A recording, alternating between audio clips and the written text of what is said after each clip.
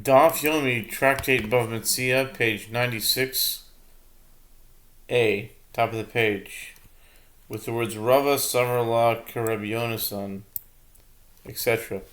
By contrast, Rava holds in accordance with the opinion of Rabbi Yonatan, and he explains the verses in accordance with the opinion of Rabbi Yonatan, thereby arriving at the conclusion of the Braita as it is taught in a Braita.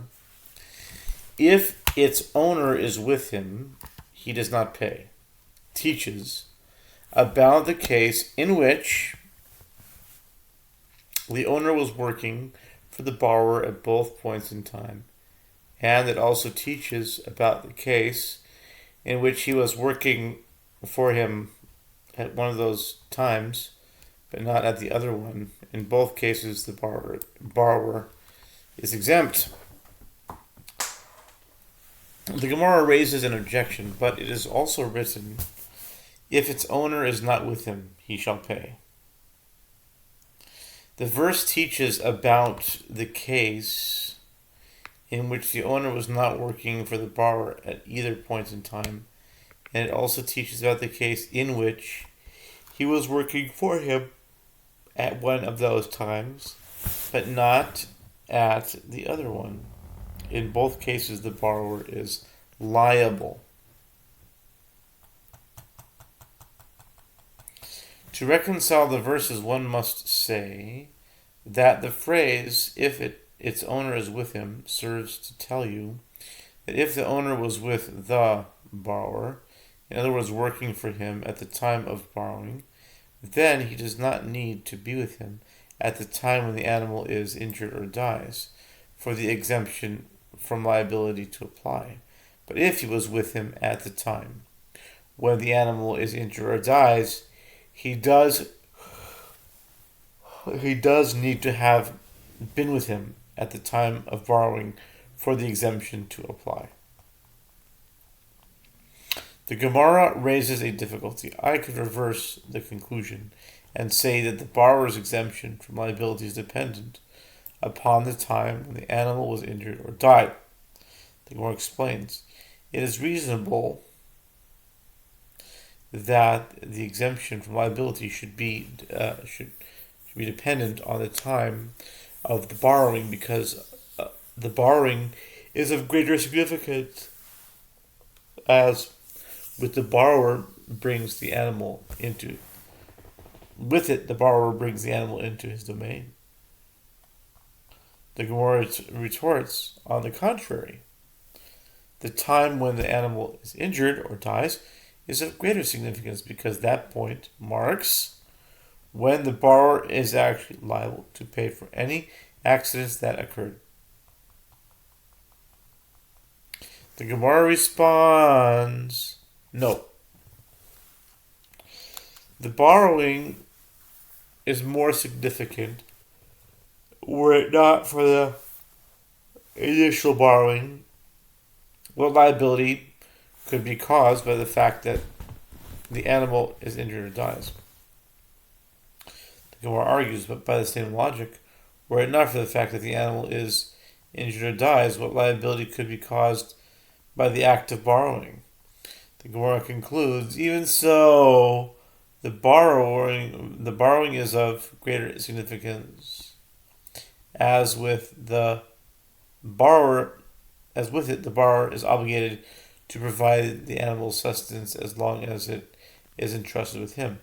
Rav Ashi said that the halacha, that the borrower's exemption from liability is dependent upon the time of the borrowing, can be derived from the verse itself. The verse states,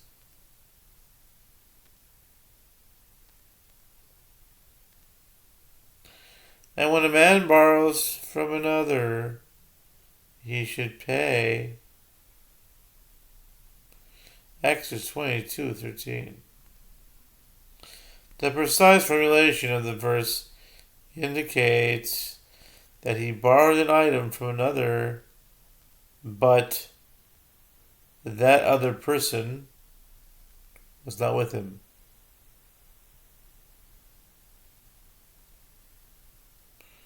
In other words, working for him at the time.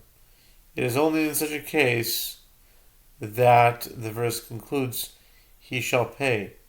By inference, when the other person is working with him, the borrower is exempt.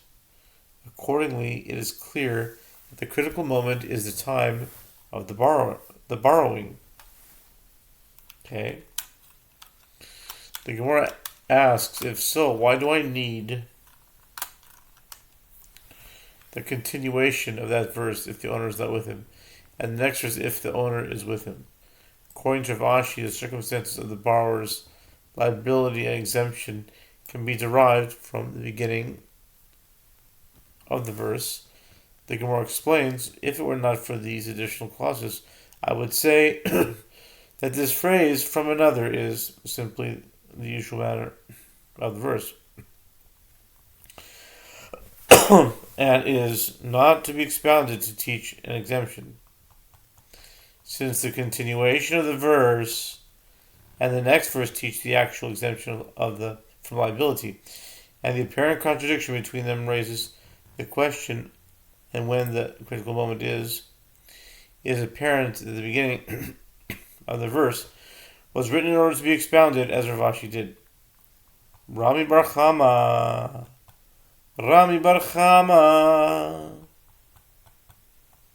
wow, raises the limit of one borrowed animal in order to engage in bestiality with it, a severe transgression. Still Leviticus 18:23. What is the halacha? Is the borrower liable for mishaps?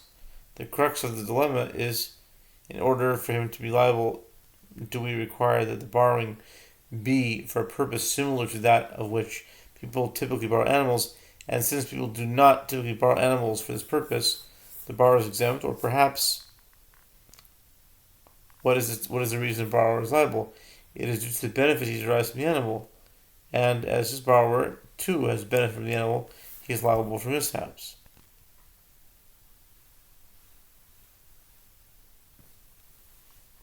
Interesting case. A similar question. Well, you know what? A similar question and then another question we'll start with would be a similar question. If one borrowed an item, not to use it, but to be seen with it, so that people will assume that he is wealthy, what is the halacha? In order for him to be liable, do we require that he borrow an item of monetary worth, and that exists in this case, or perhaps we require that he borrow an item of monetary worth from which he also derives tangible benefit, and that does not exist in this case? And the rest we will finish with part 2 of 96a.